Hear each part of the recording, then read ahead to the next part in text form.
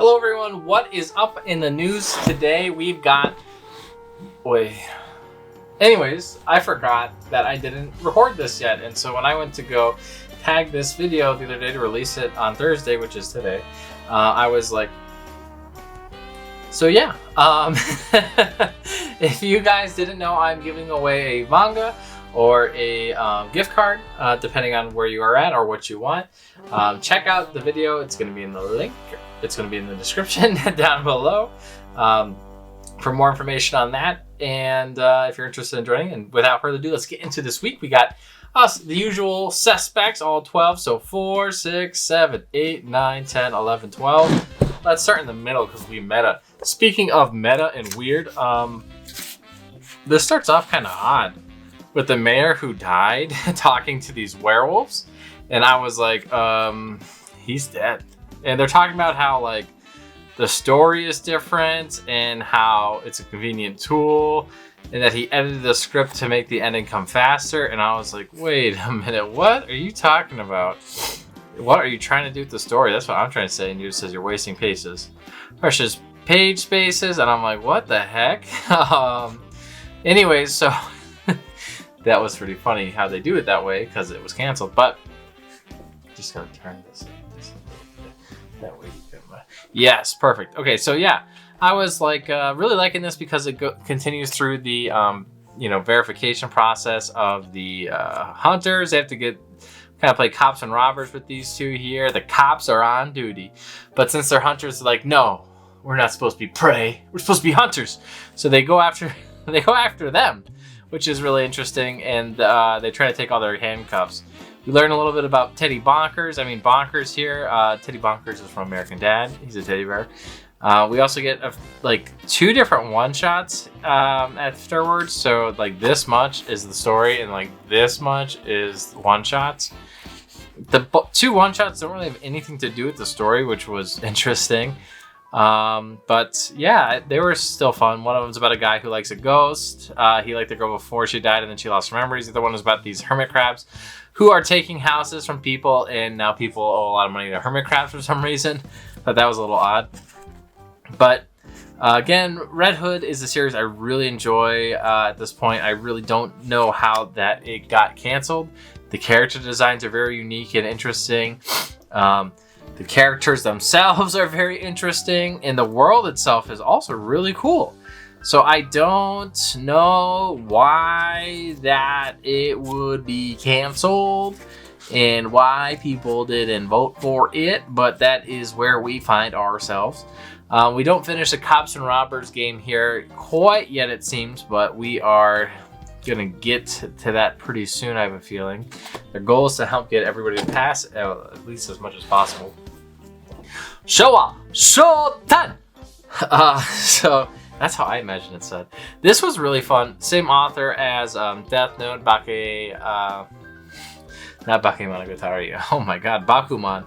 I really did enjoy this. It's about 2 guys who are trying to become the best like stand-up comedians in the world, but not really stand-up comedians. Like they can even do their own comedy act.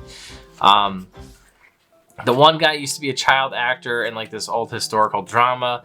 The other kid is like has really bad stage fright, and he always writes in kind of anonymously to this stage show or radio show about comedy jokes. And their goal is to become like the #1 comedy duo in the world eventually, but right now it's to win this contest.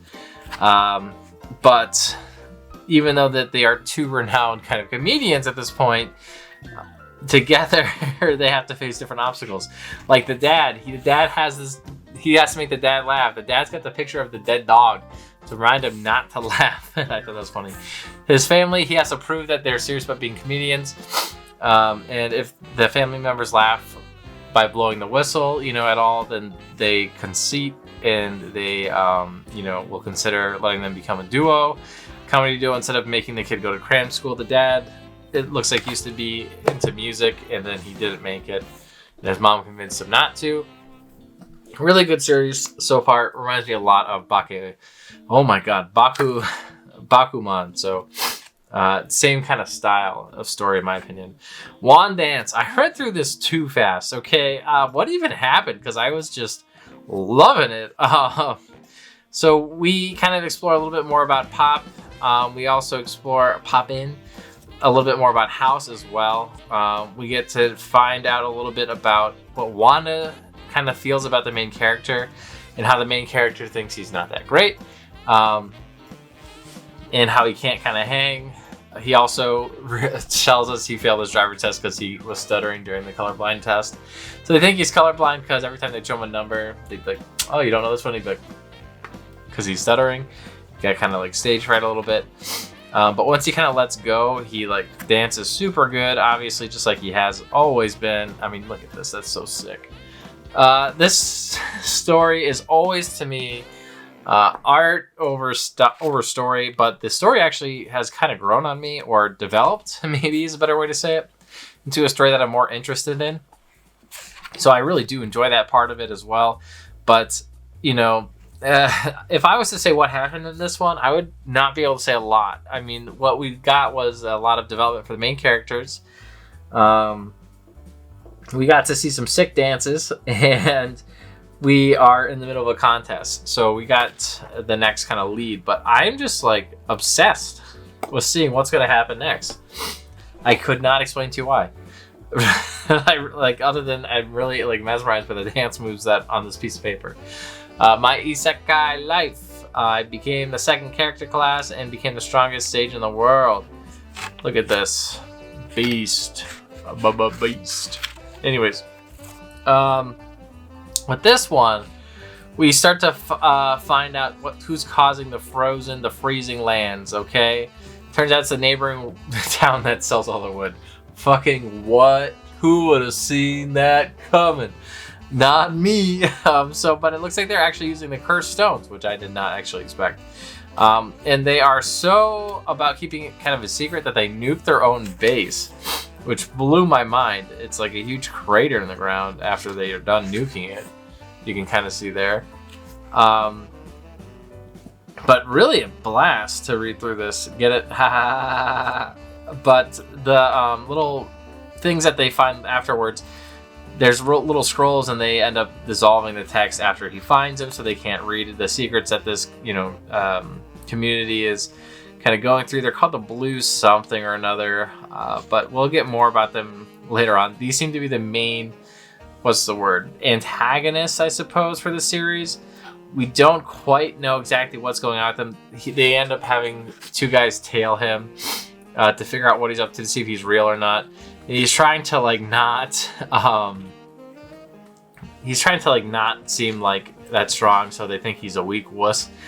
And he realizes by kind of listening to them with like an Invisalign that he holds his sword wrong and he's got a shit stance, which I thought was wicked funny. The wolf thinks he's really a badass because he fights these low-level mobs, but because the wolf kills the mobs too flashily, they're like, wow, he must be a pretty good tamer because that wolf did some work. He's like, oh shit, I better res the mob so that way it doesn't look like he killed them.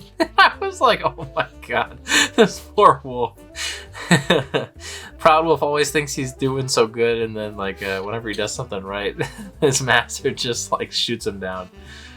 But yeah, I'm excited to see where these villains kind of go. They're called the Great Blue Moon, and so I don't know why that their crew is bad or what they're up to ultimately, but for some reason not for some reason, because the main character has gotten in the way of their plans, they're hunting him down. So, how heavy are those dumbbells that you lift? This one, not as good as the previous ones. We do have some pretty comedic moments, though. We have Machio actually ends up finding Hibari underneath the bridge. And underneath the bridge, she's doing squat lunges, and so he is trying to help her out. But then they arrest him because they think that he's trying to harass these girls underneath a bridge. We also get sent to these monks in a temple to lose weight quickly, and these monks are they're devoted to Jason Statham, and that's hilarious as well. Again, this is a edgy comedy manga, so they teach you kind of how to weightlift. they have this thing called katsu training, which I think is the most ridiculous thing in the world.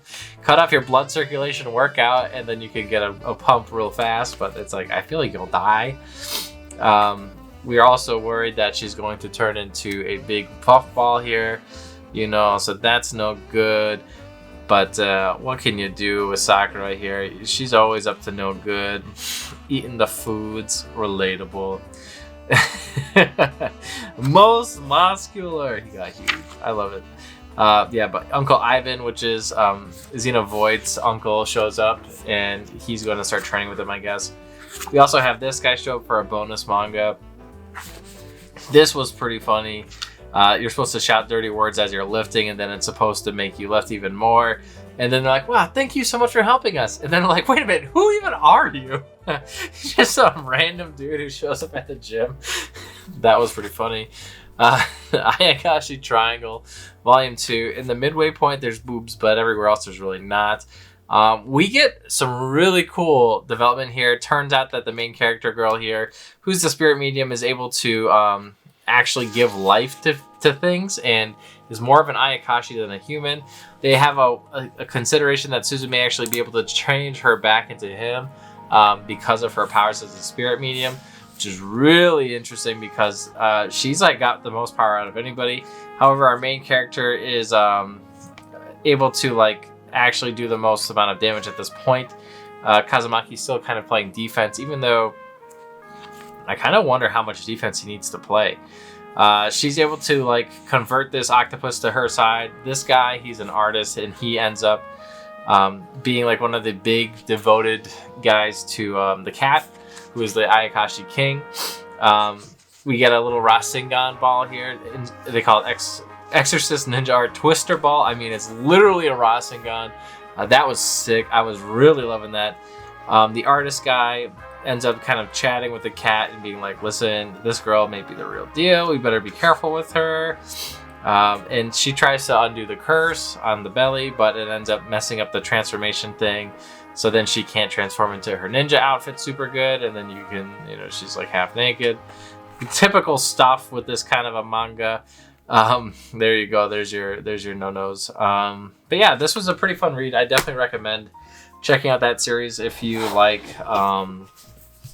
kind of ninja manga, also like Ayakashi manga, that kind of thing. But if you don't like any fan service, you're gonna have to stay away. I really am not a huge fan of gratuitous fan service, but it's worth it in my opinion for that manga. I really have been enjoying that series quite a lot. I'm hoping To Love Ru has like a similar kind of balance between plot and fan service, but I'm very doubtful on that. Ikigami 4 through 7. Again, there's really just a bunch of short stories with a bit of a development going on with the main character and the psychiatrist that works with him. Definitely recommend checking out Ikigami. I would show you guys some pages, but like since there's 2 short stories in each story, I'll probably end up spoiling the stories as I show them. The real interesting thing is what's going on in the background, though, with the main character and how he's kind of questioning things. He even gets somebody has to watch him to make sure he's not like downplaying or not speaking well enough about the National Party and how good it is that people die, so that way people can understand the value of life. And I was like, damn, dude, that's fucked up. They're like, yeah, you did everything exactly what like we said, but you know, you didn't say praise Jesus Christ, you know, that kind of thing. She doesn't actually say Jesus Christ, okay? She says like praise the national welfare, and I'm like, what? And then he's like, what? And then they're like, that's point deduction for you. And he's like, but I did my job perfect. And they're like, yeah, okay.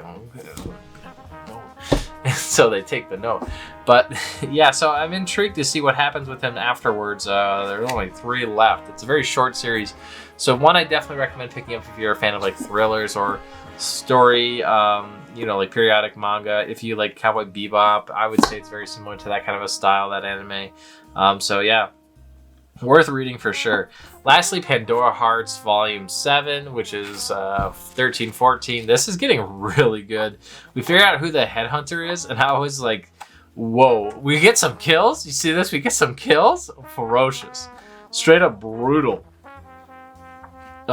We find out more about the past of these two here.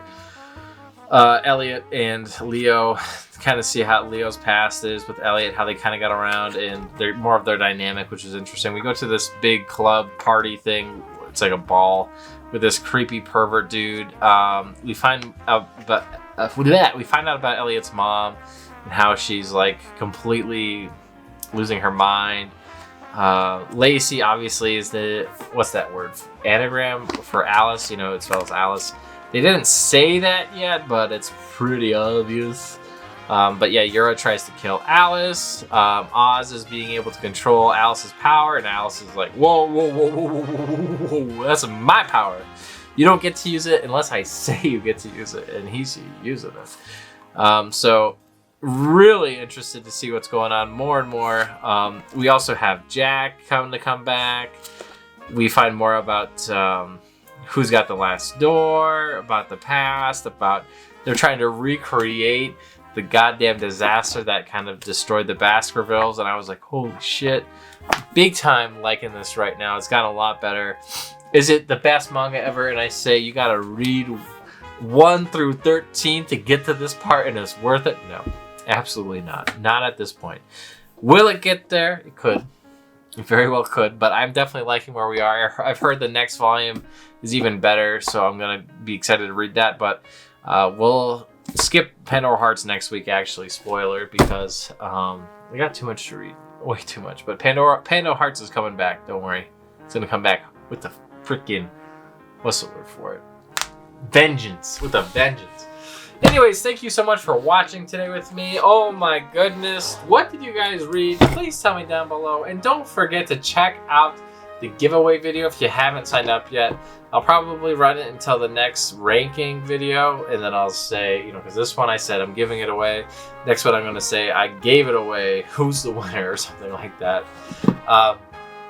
Anyways, if you guys are reading these manga too, let me know. If you guys are getting interested in these volumes, these series that I'm talking about, definitely let me know that too, because I love to talk about this stuff with you guys.